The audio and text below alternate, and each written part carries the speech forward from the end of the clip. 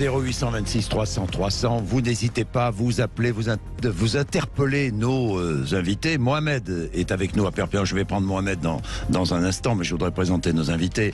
Nous avons en studio avec nous, puisque c'est jeudi politique. Tous les jeudis, vous le savez, nous débattons sur l'actualité au sens large du mot, actualité politique internationale ou autre. Nous avons avec nous Laurent Jacobelli, qui est porte-parole du Rassemblement national, député de la Moselle. Bonjour. Merci d'être là. Charles Sitzenstuhl, qui est député Renaissance du Bas-Rhin. Bonjour. Bonjour. Merci, vice-président de la Commission aux affaires européennes et membre de la Commission des finances. Et puis Pierre-Henri Dumont, qui est secrétaire général adjoint Les Républicains, député du Pas-de-Calais. Bonjour. Bonjour. Merci d'être avec nous, membre de la Commission des affaires étrangères. C'est très intéressant. Dernière déclaration d'Emmanuel Macron à propos de la guerre en Ukraine. Il faut tenir notre ligne à l'égard de Vladimir Poutine. Voilà ce qu'a dit Emmanuel Macron. Je vais prendre Mohamed tout de suite, qui va lancer le débat. Vous allez réagir derrière. Nous parlerons aussi, évidemment, de la réforme des retraites. Nous parlerons aussi de la volonté du président de la République à propos de l'éolien, de développer, évidemment, les énergies renouvelables, mais surtout de raccourcir les délais. Puisqu'aujourd'hui, c'est vrai que pour installer une éolienne ou un champ solaire, enfin des panneaux solaires aujourd'hui en France, il y a des recours et ça dure beaucoup plus longtemps qu'ailleurs en Europe, parce qu'il faut accélérer le mouvement. Nous en parlerons tout à l'heure. Mais Mohamed est là, à Perpignan, dans les Pyrénées-Orientales. Bonjour Mohamed. Oui, bonjour à vous, bonjour à vos invités, aux auditeurs. Qu'est-ce que vous avez envie de dire, Mohamed? J'ai envie de dire, voilà, j'ai écouté un petit peu M. Poutine et j'ai écouté un petit peu M. Zelensky.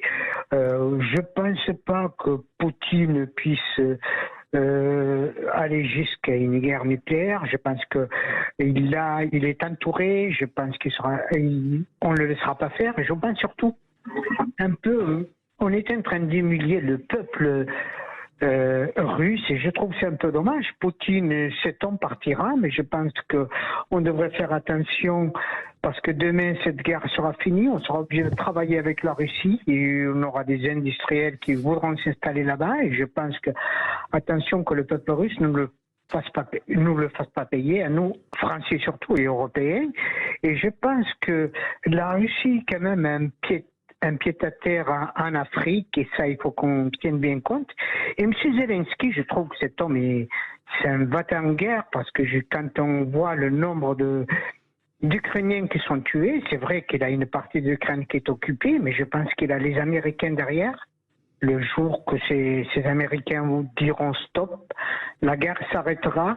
Et l'Ukraine, ce sera sûrement pas nous qu'on la reconstruira, ce sera les Américains. Voilà ce que j'avais envie un peu de dire. Eh bien, Mohamed, vous avez dit beaucoup de choses intéressantes. D'ailleurs, dans votre intervention, ça fait réagir nos invités.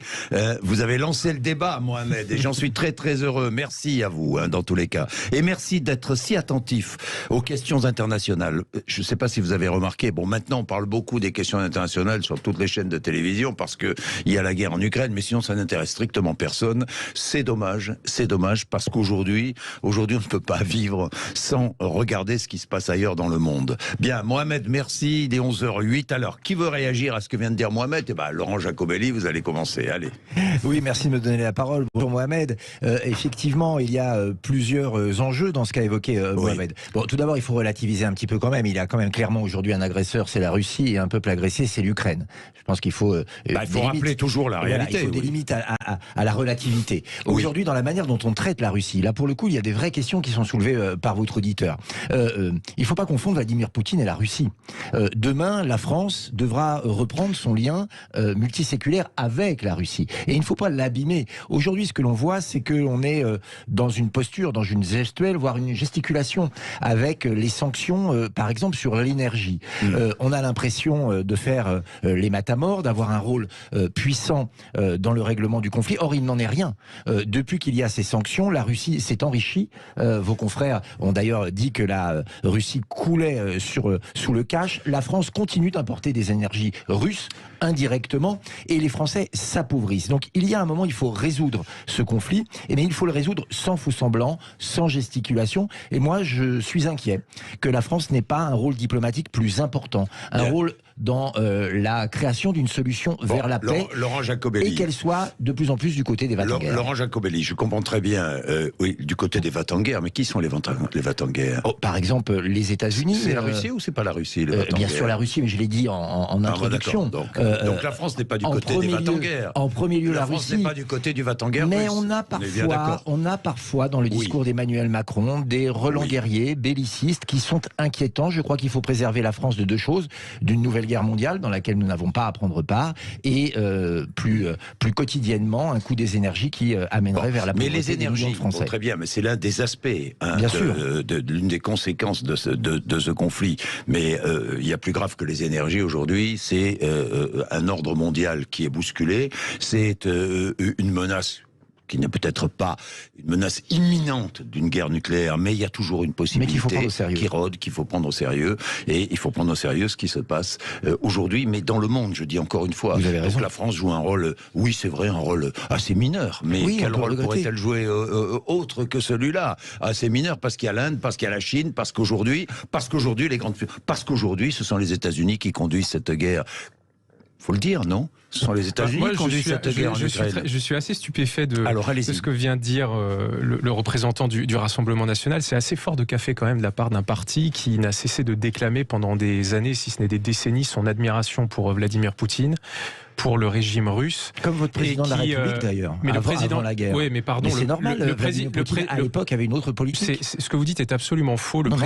Emmanuel Macron n'est pas allé faire campagne pour l'élection présidentielle de 2017 en s'affichant au Kremlin avec Vladimir Poutine. C'est vrai, il a partagé sa piscine à Fort-Brégançon avec Vladimir Poutine. Je sais que cette photo vous gêne énormément aujourd'hui. Absolument pas. Le parti auquel j'appartiens n'est pas allé se financer auprès d'une société. On continue à dire des contre-vérités. Non, mais il faut dire la vérité. Attendez, c'est un sujet. On va pas commencer. C'est un sujet qui est grave. La situation est grave. On va un peu élever le débat. Pardon. C'est un sujet qui est gravissime. Alors allez-y. Je trouve ça vraiment fort de café de recevoir aujourd'hui des leçons du Rassemblement national sur la crise russo-ukrainienne de la part d'un parti qui a pris fait et cause pendant des années pour Vladimir Poutine. Alors j'ai une question à vous poser. La situation actuelle, c'est que la stratégie occidentale, la stratégie européenne qui a été en bonne partie initiée par Emmanuel Macron en début d'année lorsqu'il était président de l'Europe, de l'Union européenne. C'est que la stratégie de la fermeté absolue face à la Russie, d'aider l'Ukraine en lui livrant des armes, de prendre un certain nombre de sanctions dures contre la Russie, cette stratégie fonctionne. Alors faut-il poursuivre cette stratégie et même la renforcer? Il faut la poursuivre et la renforcer. Poutine est aux abois, la Russie est aux abois, la Russie est en train de perdre cette guerre. Cette stratégie fonctionne depuis le début de l'année, ce n'est pas le moment de lâcher. Bien, Pierre-Henri Dumont. Écoutez, il faut rappeler déjà que la France n'est pas considérée comme co-belligérante. Elle fournit des armes à l'Ukraine pour se défendre, et la réalité, c'est qu'en effet, je suis heureux d'entendre le Rassemblement national dire que l'Ukraine est l'agresseur. Ça n'a pas toujours été le cas. L'agressé, pardon. Ça n'a pas toujours été le cas. Depuis le début du conflit, nous l'avons. Et la position a évolué, par exemple, par rapport au moment où les représentants du Rassemblement national à l'époque du Front National. Je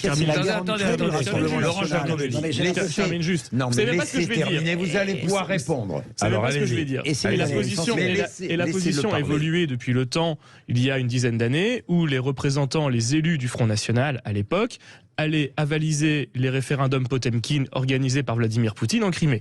Je constate que la position a évolué. Il a fallu une guerre et des dizaines de milliers de morts pour faire évoluer cette position, avec des crimes odieux qui ont été commis par l'armée russe, des charniers qui ont été découverts dans les villes qui ont été occupées. Dont acte, c'est bien dommage qu'il ait fallu attendre ces massacres pour que l'extrême droite en France ouvre les yeux sur la réalité de ce qui était ça. Écoutez, maintenant que vous avez bien menti aux auditeurs, est-ce qu'on peut aller sur le sujet? Parce que vous n'avez pas répondu sur le sujet. Je voudrais. Peut-être que vous ne le connaissez pas d'ailleurs. Aujourd'hui, quel est l'objectif? L'objectif, c'est d'asseoir tout le monde autour d'une table pour négocier en Ukraine. Bon. Est-ce qu'on est plus proche d'une négociation ou moins proche? Moi, je suis pas certain qu'on soit moins proche d'une négociation, Pierre-Henri Dumont. Mais est-ce qu'il faut continuer à tenir une ligne dure? Est-ce que l'Occident doit continuer à tenir une ligne ferme? J'oublie le mot dur.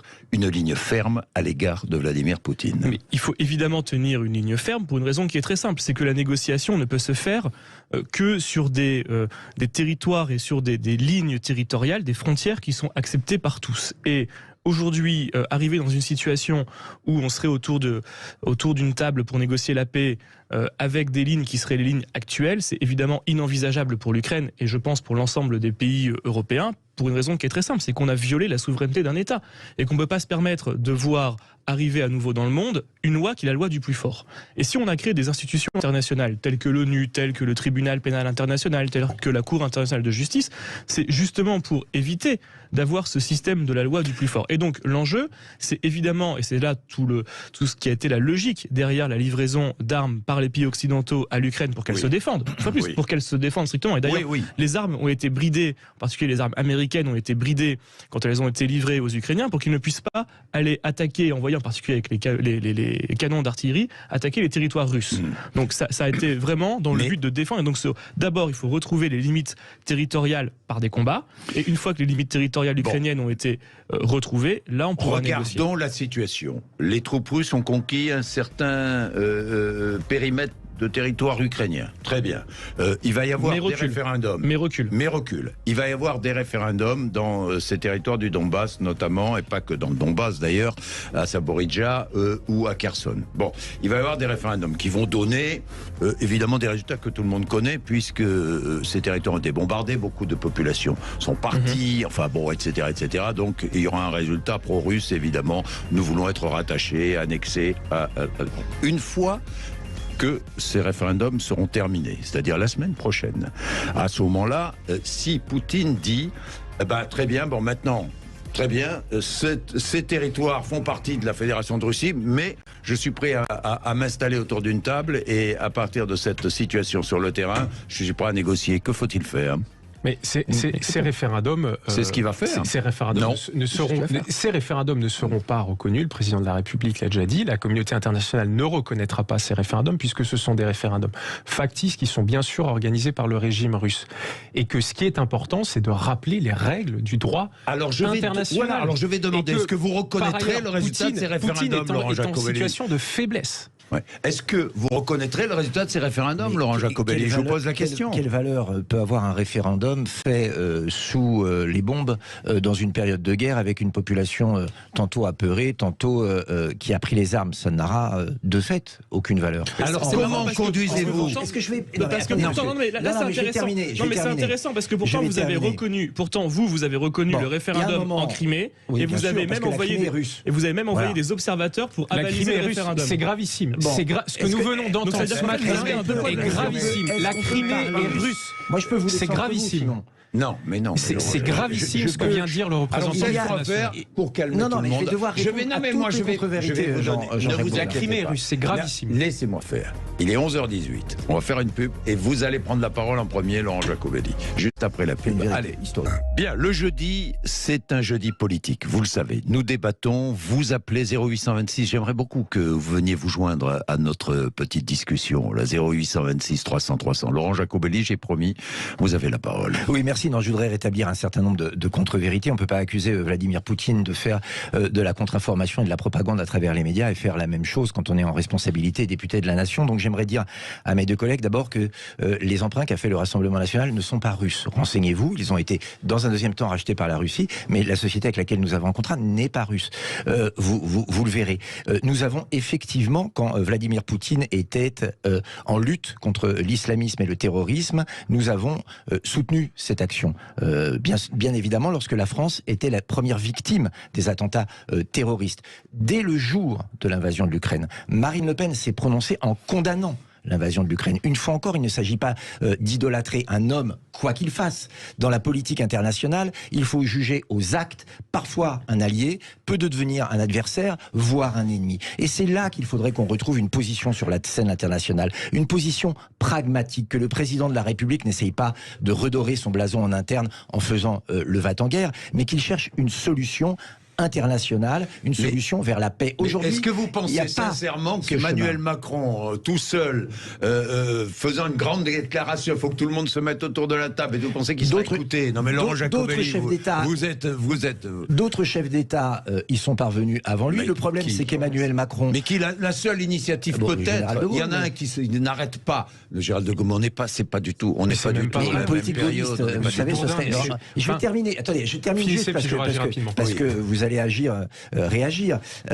Emmanuel Macron, en se faisant notamment filmer lors de ses entretiens secrets avec Vladimir Poutine, en montrant dans un documentaire quels étaient les tenants et les aboutissants de sa discussion, c'est disqualifié comme interlocuteur international. Le président de la République, en livrant du matériel, comme par exemple le matériel César... vous n'auriez pas livré? Bien sûr que non, parce que vous savez... Vous n'auriez pas livré d'armement à l'Ukraine? Je vous explique pour deux raisons. Non mais attendez, si Marine Le Pen avait été présidente de la République, vous n'auriez pas livré le moindre armement à l'Ukraine? Je ne le crois pas, ce qui ne veut pas dire qu'on n'aurait pas aidé quand même. Mais ah non, mais attendez, militairement, vous auriez aidé ou pas? Mais je vous pose la question. Je vous réponds non pour deux raisons. Si on reprend par exemple César, qui a été livré à l'Ukraine, c'est pas du matériel qui a été produit exprès, c'est du matériel dont on a dépossédé les armées françaises. Et si demain il y avait une extension du conflit, ce seraient les Français qui en paieraient le lourd prix et le lourd tribut. Or, le président de la République, Emmanuel Macron, est président de la République française, pas président du monde, contrairement à ce qu'il croit. Deuxièmement, la France, dans le concert des nations, doit apparaître non pas comme un co-belligérant. Or, en livrant du matériel, dans le regard de la partie adverse, on est co-belligérant et on est disqualifié pour les négociations. Alors maintenant, Or, nous, notre objectif, c'est la paix, pas la guerre. Vous répondez, Monsieur Jacobelli, pardon, mais c'est secrétaire général adjoint Les Républicains, je rappelle. C'est pas le regard de Poutine qu'il faut mettre en exergue comme vous le faites. Je sais que vous êtes parfois emmouraché de son regard et que vous avez du mal à perdre cette habitude, mais ce qui compte, c'est le droit international public. Et dans le droit international public, quand on livre des armes à une nation qui est en guerre, on n'est pas considéré comme co-belligérant. La réalité, c'est quoi? C'est que Vladimir Poutine, quand on écoute son adresse au peuple russe hier matin, estime que l'Occident, dans sa grande généralité, est décadent. Et que donc, c'est aussi un combat civilisationnel qui mène contre l'Occident, parce qu'il doit laver cet affront qui est celui de la dislocation de l'URSS et de la fin de la grandeur russe. Et dans tous les cas, livraison d'armes ou pas livraison d'armes, la France était dans le tas de ceux qu'il estime être les pays décadents d'Occident. Et donc, pour résoudre ce conflit, il y a une urgence, c'est d'avoir une stabilité des frontières en Ukraine et que l'on parte sur des bases qui soient des bases de discussion qui soient saines, à savoir qu'on respecte le droit international public, donc l'intangibilité des frontières et donc les frontières reconnues par l'Ukraine, qui est un pays membre des Nations Unies. Chose que vous refusez puisque vous expliquez au niveau du Rassemblement national que vous ne voulez pas livrer d'armes et que donc vous acceptiez de facto le fait... C'est moi qui suis porte-parole du RN, pas vous. Vous acceptiez de facto... Je pense que je parlerai mieux de notre vision que vous le faites. Et que donc vous acceptiez de facto que l'Ukraine se voit dépossédée de l'ensemble de son territoire et vous n'acceptiez des négociations qu'à partir du moment où l'Ukraine était affaiblie, voire leur capitale envahie et le président évacué. Et que donc, je termine une chose par là, ceux qui peuvent résoudre cette question, parce qu'en effet, moi je crois pas que... On a l'impression que vous êtes obsédé par le RN et pas par la guerre entre l'Ukraine et la Russie, c'est quand même dommage. Je ne crois pas que ce soit Emmanuel Macron qui puisse être celui qui rassemble tout le monde autour d'une table. La réalité, c'est que normalement, il devrait y avoir les deux puissances régionales qui permettent de faire le tuilage entre l'Ukraine et la Russie d'un côté et puis les Occidentaux de l'autre, parce que ce sont des personnes qui accompagnent évidemment la défense du peuple ukrainien. Je pense en particulier à Israël et la Turquie, qui devraient logiquement avoir une place autour de la table pour mener ces discussions. Évidemment que la Turquie se démène diplomatiquement pour essayer d'être la nation qui va réunir tout le monde autour de la table, mais il n'est pas impossible qu'il y ait une initiative un jour indienne et chinoise, une co-initiative indienne et chinoise qui pourrait peut-être faire accélérer... Les Chinois ont changé de position hier. Les discours des autorités chinoises suite à l'adresse au peuple russe de Vladimir Poutine a marqué un vrai changement de cap. Un début de changement de cap, effectivement. Hein, avec le sourire, d'ailleurs, toujours, avec Xi Jinping. Oui, rapidement. Qu'est-ce que vous voulez dire, Charles? Rapidement, parce que je trouve que ce débat est vraiment... je ne veux pas qu'on reste sur un débat franco-français. Non, mais on parle d'Ukraine et de Russie, on est sur un débat très international, mais les propos qu'on a entendus du représentant du RN sont vraiment très éloquents, parce qu'on voit que le Rassemblement national est en fait toujours sous l'emprise idéologique du Kremlin. D'un côté, vous versez des larmes de crocodile sur l'Ukraine, mais vous dites que vous voulez pas leur livrer d'armes. Ensuite, vous nous dites que la Crimée est russe, donc ça veut dire que vous gardez bien la position historique de Marine Le Pen sur ce sujet, qui est de reconnaître le référendum illégal de 2014 qui a été condamné par la communauté internationale. Et pour terminer, arrêtez de parler du général de Gaulle, surtout venant de l'extrême droite, et précisément sur le sujet russe, parce que je voudrais quand même qu'on précise. On explique, et notamment les représentants de l'extrême droite rappelaient tout le temps que le général de Gaulle avait un tropisme pro-russe. Si vous connaissez bien l'histoire des années 60, si vous connaissez bien l'histoire des années 60, lors de la plus grande crise internationale des années 60, quand le général de Gaulle était président de la République, était la crise des missiles de Cuba, il a été le premier dirigeant européen à prendre fait et cause contre la Russie, l'URSS et pour les États-Unis. J'ai compris quelque chose, Jean-Jacques Bourdin. Le représentant d'Emmanuel Macron qui est ici a peur de faire le bilan dans cette terrible guerre de son président de la République. Alors il attaque la première force. Mais l'Ukraine est en train de gagner la guerre.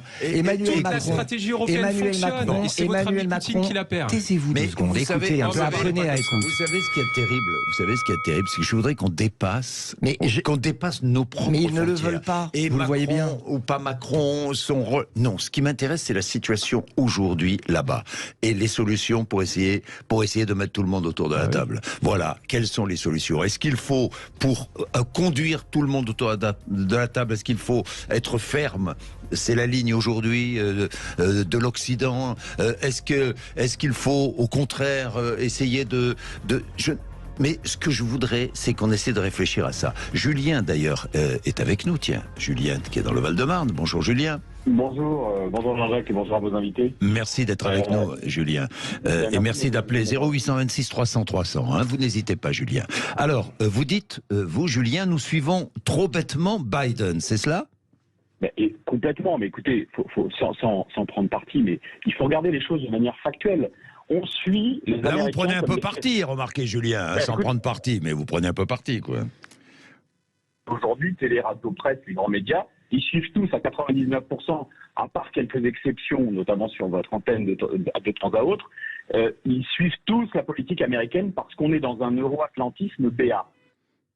Ce sont nos ennemis. Je dis qu'il faudrait avoir un peu de raison et de faire comme du temps de Villepin, qui était quand même quelqu'un, je trouve, qui avait la tête sur les épaules, ou Jacques Chirac, de non-alignement. Les Russes ne sont pas nos... Pardon, Julien. La guerre depuis 8 ans. La guerre est... Je termine juste, M. Bourdin, et après je m'arrêterai là. Mais parce que je vous entends mal, c'est pour ça. Je disais, ça fait 8 ans que l'Ukraine est en guerre et on se réveille que maintenant.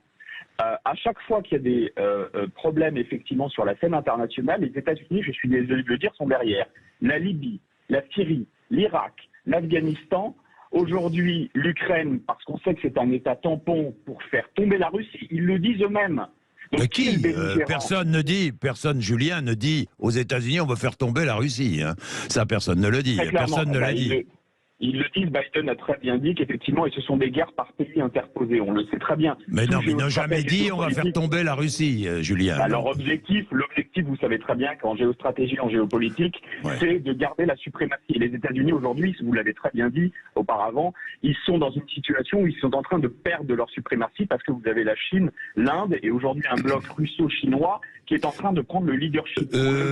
Méfiez-vous du bloc russo-chinois, il me paraît pas très solide. Je vous le dis tout de suite, Julien, attention.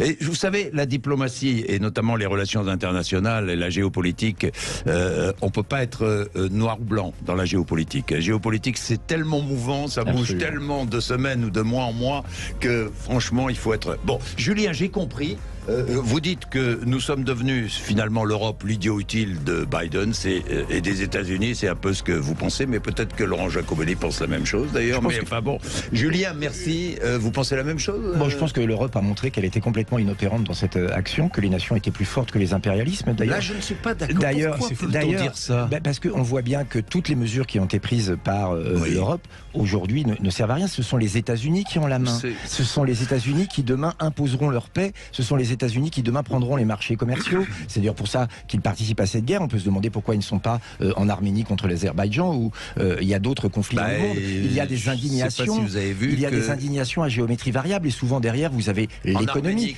et la guerre du pétrole, par exemple. Mais il y en a un qui règle habituellement ces conflits, c'est Vladimir Poutine, et il est moins entendu qu'auparavant. On peut le dire. C'est aussi une conséquence de ce qui s'est passé et de ce qui se passe en Ukraine. Pour éviter la politique aguerrie à laquelle on a assisté prenons un peu de hauteur. Il y a une question très importante. Aujourd'hui, on est en train de vivre la guerre des impérialismes contre les nations. Clairement, c'est l'impérialisme russe contre la nation ukrainienne. Or, clairement, et je suis heureux de voir que mes opposants prennent aujourd'hui le Parti des Nations, c'est une nouveauté pour des mondialistes. Mais je pense que l'Europe, la Commission européenne, c'est une forme d'impérialisme qui fait que la France aujourd'hui est pieds et mailliers, ne peut pas avoir une politique géostratégique libérée, équidistante, et il y a bien sûr l'impérialisme américain. Donc, pour vous, l'Europe ne doit pas se mêler de ce qui se passe en Ukraine et en Russie. Hein, elle ne doit pas s'en mêler, hein, pour vous. Bon, 11h33, nous allons parler de cela, mais aussi des sujets franco-français. Hein. La réforme des retraites dans un instant, et puis aussi, si on a le temps, nous parlerons de l'éolien en mer. C'est d'actualité aujourd'hui, il est 11h33.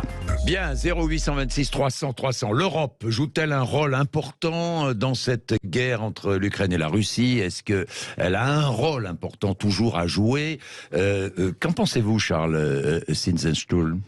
L'Europe, ce qu'on voit depuis le début de l'année, c'est qu'elle joue un rôle majeur dans cette crise. Alors, l'Union européenne, avec la France notamment à la tête, soutient bien sûr l'Ukraine. Bon, maintenant c'est la République tchèque qui est à la tête de l'Europe.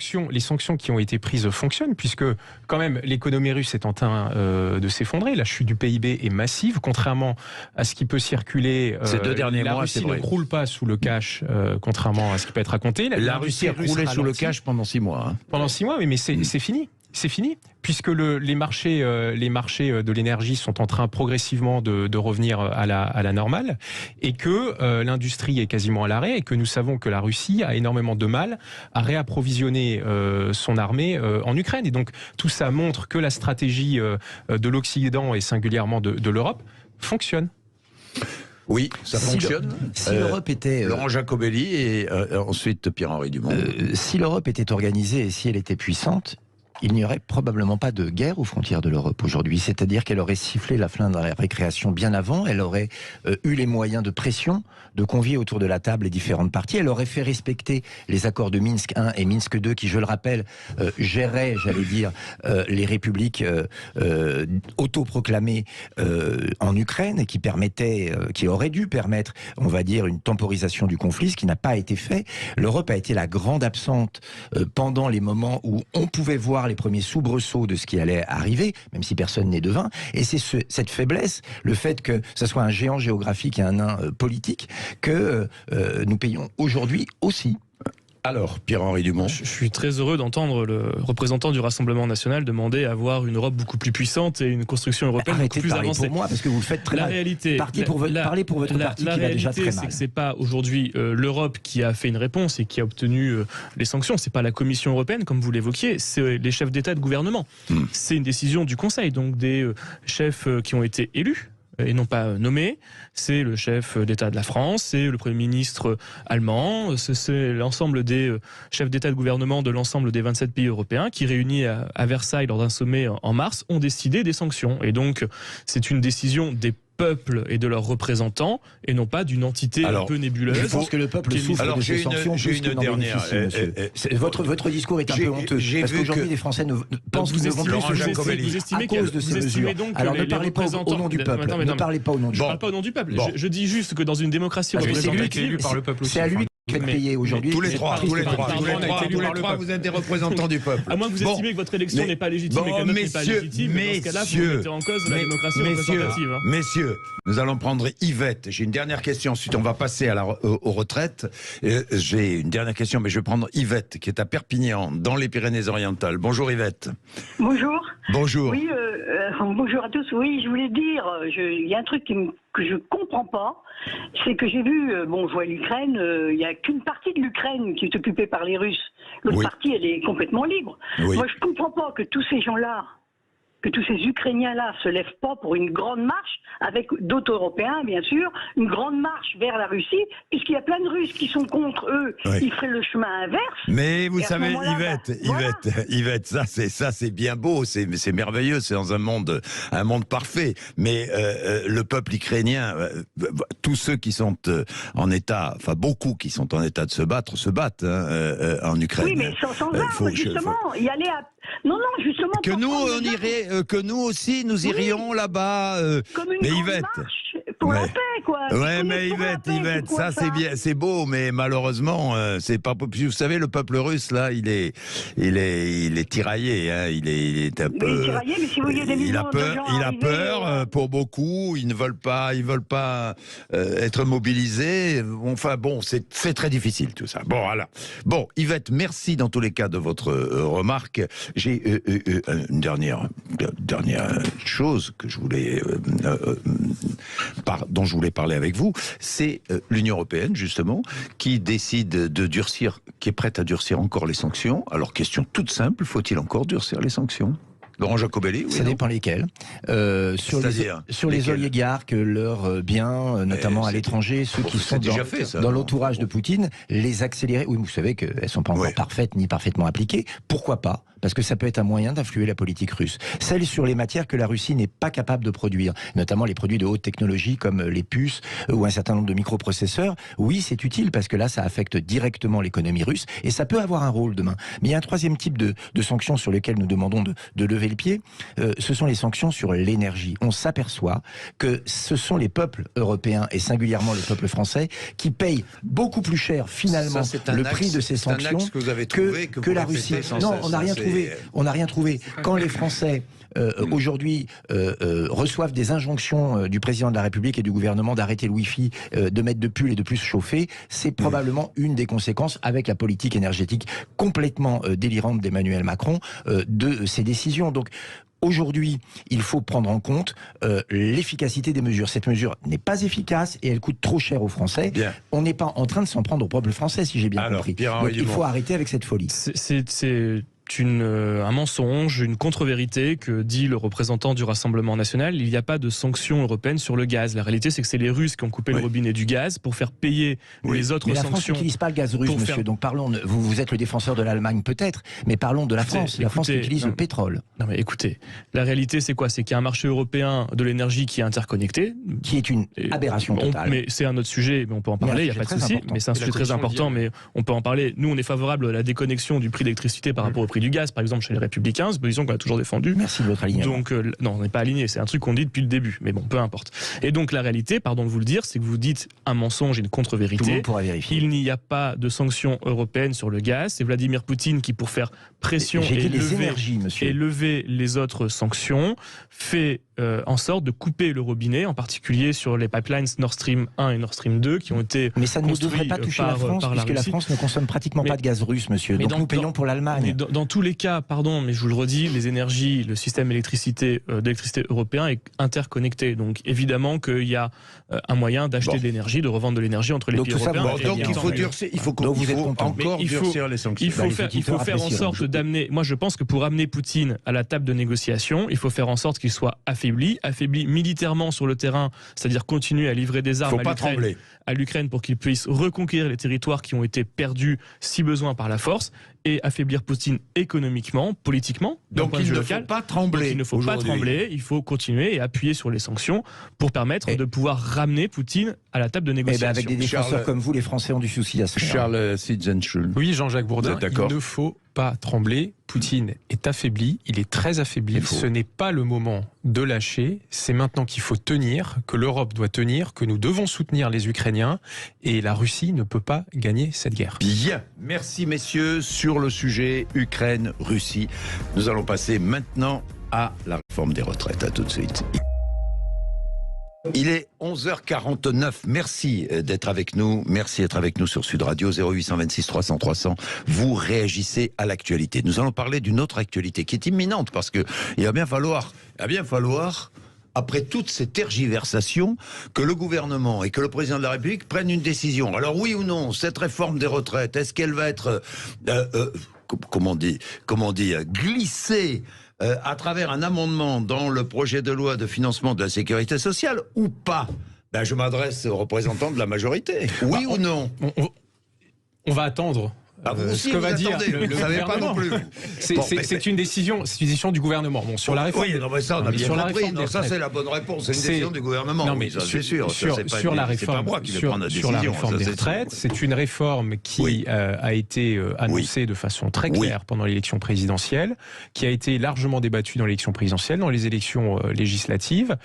C'est une réforme qu'il faut faire. Il faut que la France... Oui ou non, êtes-vous, mais je vais être encore plus direct, parce que j'aime bien les questions directes. Mais il faut faire la réforme, ça je vous réponds déjà. Non, mais ça j'ai compris. Non, mais ça, pour pas beaucoup la de partis, c'est pas clair. Ne vous inquiétez pas, c'est pas la question que j'allais vous poser. La question que je veux vous poser, c'est oui ou non, faut-il glisser cette réforme des retraites à travers un amendement dans le projet de loi de financement de la sécurité sociale, dont on commence à discuter d'ailleurs la semaine prochaine. C'est ça, non? C'est bientôt. Non, pas...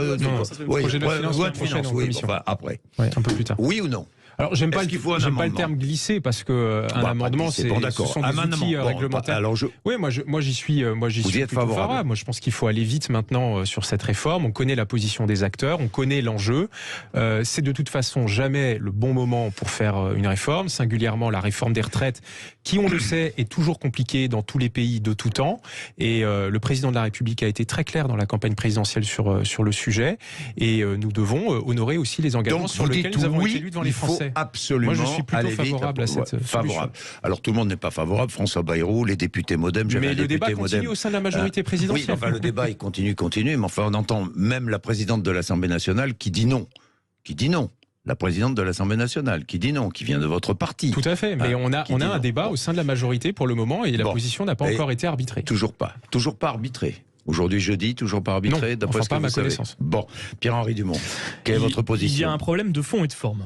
Le problème de la forme, une réforme des retraites, mais qui engage la vie de dizaines de millions de nos concitoyens. Mais il y avait un texte qui a été interrompu par le Covid. Ça ne se glisse pas comme ça, en plein milieu de la nuit, via un amendement au projet de loi de financement de la sécurité sociale. Il faut qu'il y ait des vraies discussions, il faut qu'il y ait des vrais débats. Il faut qu'on mette les partenaires sociaux autour de la table. Et ça ne peut pas se faire à partir d'un amendement, ça doit se faire via une vraie réforme, avec un vrai débat, avec des arguments pour... Mais on reprend le texte, alors vous seriez qu'on reprenne le texte? Ça, c'est sur la forme. Sur le fond, moi, j'estime que décaler l'âge légal de départ à la retraite, c'est une idiotie.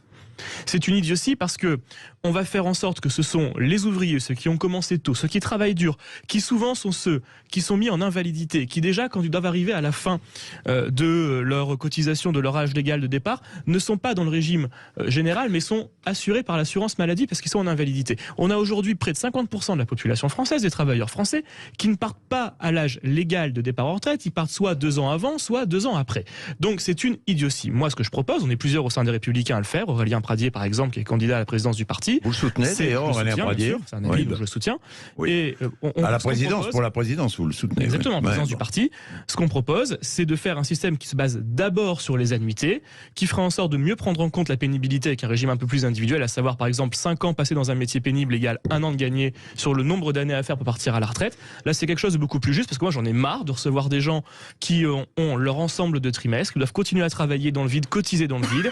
C'est injuste, et que le report de l'âge légal de départ, ça voudrait dire quoi? Ça voudrait dire que c'est l'ouvrier, que c'est le petit employé qui travaillerait plus longtemps pour pas gagner 1 euro de plus, tandis que le patron qui lui a commencé à travailler beaucoup plus tard, qui a un métier beaucoup moins pénible. Pourquoi ne pas revenir à la retraite à points, comme c'était prévu à l'origine avec ce texte? Parce que c'est compliqué. Enfin, une réforme des retraites, il faut que ce soit clair. Le système qu'on propose est beaucoup plus clair. Un système sur des annuités, quitte à augmenter le nombre de trimestres. Mais si cet amendement... nous, on vote contre. Vous voterez contre? On vote contre. Et moi, je vais être très clair. Je vais même aller beaucoup plus loin, si vous voulez que j'aille beaucoup plus loin. Oui. S'il y a un amendement à l'intérieur du PLFSS, qu'il y a ensuite un 49.3 qui contient l'amendement, moi, je vote une motion de censure, quel que soit l'endroit d'où ça vient. Même si ça vient du Rassemblement national. Si ça vient du RN, si ça vient de LFI, je le vote. Bon.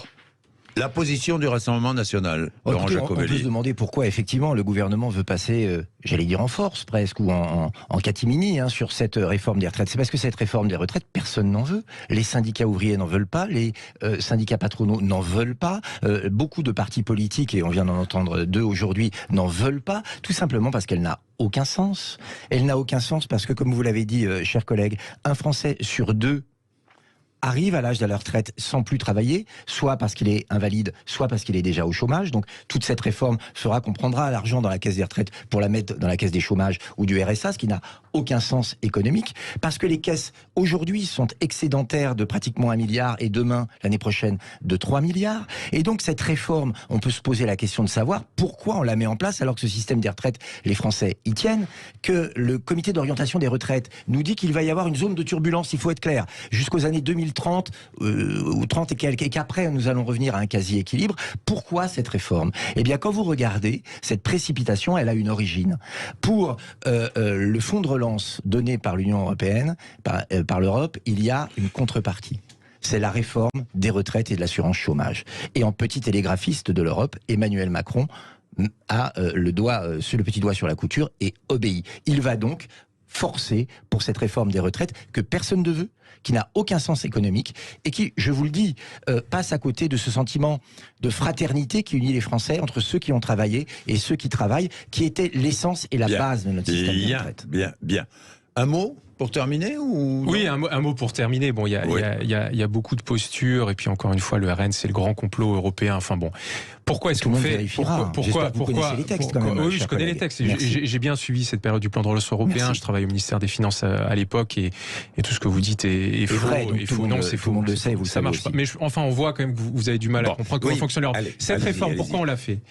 Pourquoi on l'a fait? Justement parce qu'on veut garder notre système de retraite qui marche bien, qui permet à nos retraités de vivre mieux en moyenne par rapport aux retraités de le reste de l'Europe, et qui est un système de solidarité où effectivement il y a une solidarité entre les générations. Ce que montre le rapport du Conseil d'orientation des retraites, c'est que notre système va rapidement être en déficit. Et que pour le conserver, nous devons collectivement dans notre pays travailler.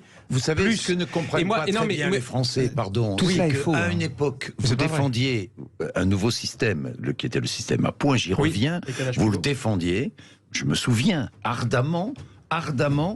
Il y a eu le Covid, aujourd'hui vous reprenez le dossier, mais vous ne reprenez pas les textes que vous défendiez auparavant. Mais comment voulez-vous que les Français comprennent? Mais parce qu'on a bien vu lors du premier quinquennat qu'effectivement ce système à points était compliqué à mettre en œuvre. D'ailleurs, la proposition qui vient d'être faite par Pierre Anduin, c'est quasiment le système à points en fait. Oui. Et donc c'est un système illisible, compliqué. Et moi, il y a quand même un fait. Vous l'aviez fait voter par 49.3. Je comprends pas.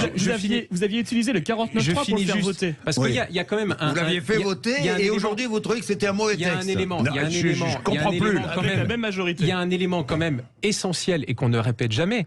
C'est que nous avons vécu en quelques décennies une augmentation rapide, et c'est très bien d'ailleurs, de l'espérance de vie, et que la plupart de nos partenaires européens, que ça soit l'Allemagne, les Pays-Bas, l'Espagne, l'Italie, ont conséquemment progressivement augmenté l'âge de départ à la retraite. Mais pourquoi est-ce que la France, après le Covid, quand même. Pourquoi est-ce que la France est incapable de faire ce que nos partenaires européens l'ont fait? Et bien sûr, les carrières longues, bien sûr, la pénibilité seront prises en compte. Donc, et c'est ce que le président de la République a dit. Merci, messieurs. Merci de cet aveu. Merci d'être venus nous voir ce matin sur l'antenne de Sud Radio. C'était chaud comme tous les jeudis. On n'a pas pu parler d'éolien. C'est dommage. Autre scandale. Bon, ça c'est votre avis. Bon, mais chacun son avis. Je respecte tous les avis ici. Vous le savez. 0826 300 300. Tous les jeudis matins, c'est un débat passionnant entre 11h et midi, entre plusieurs élus de la nation, et nous continuerons à faire ça tout au long de l'année, évidemment, avec vos interventions. Il est 11h58. Merci.